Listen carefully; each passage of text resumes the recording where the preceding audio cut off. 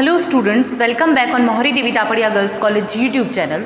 In this class, I am going to progress a very important poem, and the poem name is To a Skylark, which is written by the great romantic poet P.B. Shelley. Student, this is the third video on this particular poem, To a Skylark. हम लोग already इसके first video में भी हमने इसके 2 stanzas देखे थे, then second में भी हमने इसके 2 स्टेंजास देखे, एंड आज थर्ड वीडियो में भी हम इसके 2 स्टेंजास देख रहे हैं. आपको मैंने बता दिया कि ये एक ऑड है. Odd is a type of poem in which the poet praise something और समवन स्पेशल. ओके, तो एक ऑड जो है वो एक टाइप का पोएम है, और उसमें क्या होता है कि किसी भी समथिंग और समवन को रिप्रेजेंट करता है जो पोएट, और उसको प्रेज करता है. ठीक है, तो ये एक ऑड होता है. और उसके अलावा जो और टू स्काईलार्क जो पोएम है, यहाँ पे स्काईलार्क को उसने एज ए स्पिरिट बोला है, और उसको बहुत जो है अलग अलग चीज़ों से कंपेयर किया है, और इसको बेस्ट बताया है, इसको प्रेज किया है. तो यहाँ जो ऑड है वो किस पे है? स्काईलार्क पे है. उसके अलावा मैंने आपको बताया था कि ode to skylark and ode to nightingale, which is written by John Keats, and Ode to Skylark is obviously written by P.B. Shelley. These two poems are glories of English literature. ठीक है, ये दोनों poem मानी जाती है glories English literature की. तो ये बहुत ही ब्यूटीफुल पोएम है. तो हमने आपने ऑलरेडी इस पर 2 वीडियो देख लिए होंगे, आपको आइडिया लग गया कि पोएम में क्या चल रहा है. जो स्काईलार्क है उसको हमारा पोएट जो है प्रेज कर रहा है. अब देखो आज का जो इस पर 2 स्टेंजास लिखे हुए हैं. Keen as the arrows of that silver spear, whose intense lamps narrows in the white dawn clear, until we hardly see, we feel that it is there. All the earth and air with thy voice is loud, as when night is bare from one lonely cloud. The moon rains out her beams, and heaven is overflowed. So ये जो lines है ये किसकी है? To skylark poem की. इसमें क्या कह रहा है पोएट? कंपेयर कर रहा है, जो हमने अभी ये स्टेंजा हम देख रहे हैं उससे मून से कंपेयर कर रहा है हमारे स्काईलार्क को. ठीक है, तो मून से कंपेयर करके क्या बोल रहा है? Keen as the arrows. Just keen means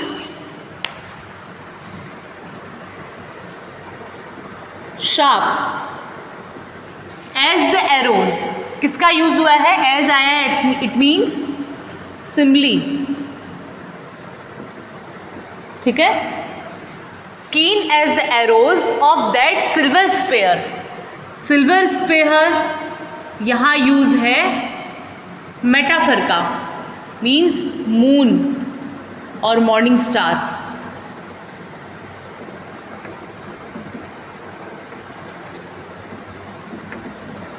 morning star और मून यूज है मेटाफर का.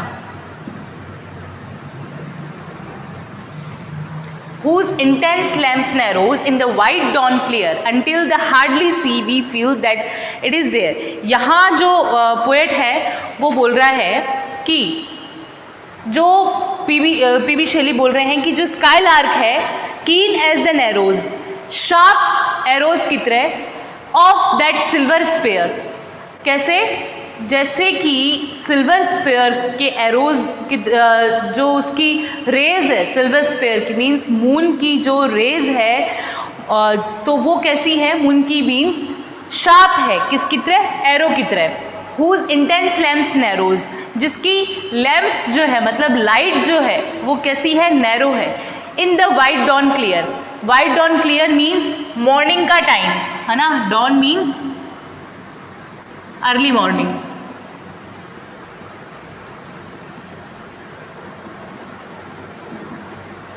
Early morning. देखो, अर्ली मॉर्निंग में जब आप कभी सुबह सुबह आप उठे होंगे जल्दी, और आपने देखा होगा कि क्या होता है, जब सुबह सुबह आप उठते हैं तो मून उस टाइम भी रहता है, बट वो नहीं दिखता है, क्योंकि उजाला इतना तेज़ हो जाता है कि वो बहुत हल्का हल्का हमें दिखता है. तो यहाँ सेम वही इमेजरी और सीनरी बताई गई है keen as the arrows of that silver sphere, जैसे कि सिल्वर स्पेयर जो कि मून है या मॉर्निंग स्टार है, उसकी जो बीम्स है, जो रेज है, वो एकदम शार्प होती है एरो की तरह। हुज इंटेंस लैम्प्स नैरोज, पर उसकी जो इंटेंस लैम्प्स है, मतलब उसकी जो लाइट है वो नैरो, हल्की दिखाई देती है। कब? In the white dawn clear, जब सुबह सुबह जल्दी मॉर्निंग का टाइम होता है, अर्ली मॉर्निंग का टाइम होता है, तब वो एकदम नैरो दिखाई देती है जो सिल्वर स्पेयर है, जो मॉर्निंग स्टार है या जो मून है, उसकी जो बीम्स है। अनटिल वी हार्डली सी, हम उसको बहुत ही हार्डली सी देख सकते हैं। ठीक है, एक तरह से आप बोल सकते हैं कि यहाँ बात कर रहे हैं वो वीनस की, है ना। हार्डली सी दिखने वाला कौन होता है? Venus. Until we hardly see we feel that it is there, बस हमें फील होता है कि वो वहाँ है।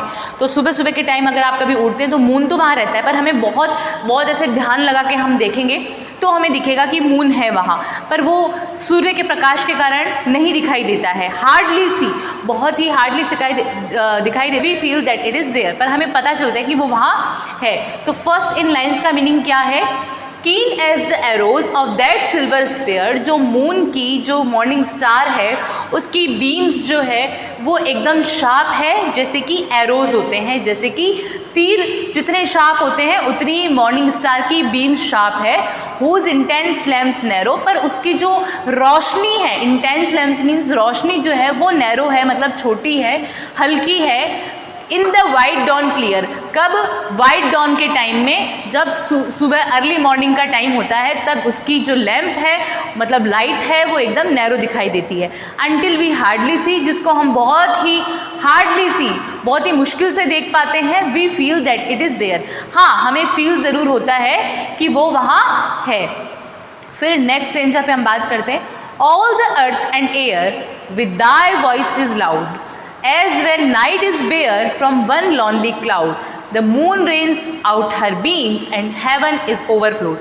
All the earth and air, मतलब जो स्काई लार्क है उसकी वॉइस से पूरी धरती, और एयर मीन्स आसमान, पूरी धरती और आसमान जो है भर जाता है। उसकी जो वॉइस है वो इतनी ज़्यादा लाउड है जिससे कि पूरा धरती, पूरी आसमान, आकाश पाताल सब भर जाते हैं। As when night is bare, जब नाइट क्लाउडलेसली होती है, मीन्स जब नाइट में, बेयर का मतलब एक तरह से होता है नग्न, है ना, जैसे हम बोलते हैं नग्न पैर, तो बेयर का मतलब होता है नग्न, नंगा। तो ये कह रहा है जब क्लाउड जो है वो नहीं होते हैं बादलों में, as when night is bare from one lonely cloud, जब नाइट मतलब रात के टाइम में क्या होता है? क्लाउडलेस स्काई होता है, फ्रॉम वन लॉनली क्लाउड, बस एक लॉनली क्लाउड, अकेला क्लाउड होता है, वहाँ से the moon rains out her beams, अपनी मून जो है वो अपनी रेन्स निकालता है, out her beams, moon rains out her beams मतलब क्या करता है? वो झांकता है वहाँ से एक लॉनली क्लाउड में से, एंड हेवन इज़ ओवरफ्लोड, और पूरा हेवन जो है वो ओवरफ्लो हो जाता है उसकी इंटेंस लैम्प से। तो आपको ये समझ में आ गया? दो स्टेंजा फिर से देख लो। फर्स्ट यहाँ जो है बिल्कुल मेटाफर का यूज़ किया है, जैसे सिल्वर स्पेयर और ये वर्ड्स यूज़ किए हैं, और एज का जो यूज़ हुआ है इससे पता चल रहा है सिम्बली का यूज़ हुआ है। और उसके अलावा जैसे वाइट डॉन क्लियर, यहाँ भी जो है आपको लग रहा है कि इनडायरेक्ट जो है बात कर रहा है पोएट। तो वो यही कह रहे हैं कि जो स्काई लार्क है वो कैसी है, मून से कंपेयर कर रहा है कि जैसे मून जो है, keen has the arrows of that silver sphere, moon जो है सुबह के टाइम में बिल्कुल दिखाई नहीं देता, जिसकी जो लाइट है वो बिल्कुल क्या हो जाती है, मतलब इंटेंस लेंस नैरोज, मतलब उसकी लाइट बिल्कुल, जो इसकी बीम्स है वो बिल्कुल एकदम नैरो हो जाती है, कम हो जाती है। कब? अर्ली मॉर्निंग के time. Until we hardly see we feel that it is there, हमें बहुत मुश्किल से वो दिखाई देता है पर हमें पता चलता है कि वो वहाँ है। तो यहाँ बोलना चाह रहा है कि जैसे कि स्काई लार्क है वो भी दिखाई नहीं देती, उसका फिजिकल अपीयरेंस हमें दिखाई नहीं देता, पर उसकी वॉइस इतनी लाउड है कि वो हमें फील होती है। तो उससे क्या होता है? All the earth and air with thy voice is loud, उसकी वॉइस से पूरा अर्थ और पूरा एयर जो है भर जाता है।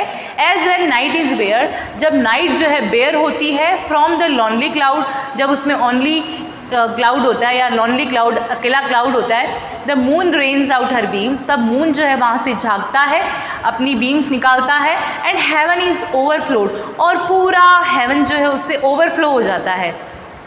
ठीक है, आपको क्लियर हुआ कि यहाँ कंपेयर किया गया है किसको, स्काईलार्क को मून से कंपेयर किया गया है कि स्काईलार्क जो है वो भी मून के जैसी ही है, जिसका फिजिकल अपीयरेंस इतना क्लियर नहीं होता है, पर उसकी जो बीम्स है, जो उसकी रेज है, वो क्या होती है, मतलब हमें बस फील होता है कि वो वहाँ है, अदरवाइज इसकी जो बीम्स है, रेज है, वो क्या हो जाती है, इंटेंस फ्लेम नैरोज, वो एकदम हल्की हो जाती है। तो वैसे ही जो स्काईलार्क है उसकी अपीयरेंस जो है, फिजिकल अपीयरेंस, वो हमें नहीं दिखती है, पर उसकी प्रेजेंस हमें फील होती है बिकॉज ऑफ हर और हिज लाउड वॉइस। ठीक है, तो आई होप आपको ये 2 स्टेंजा भी क्लियर हो गए, समझ में आ गए।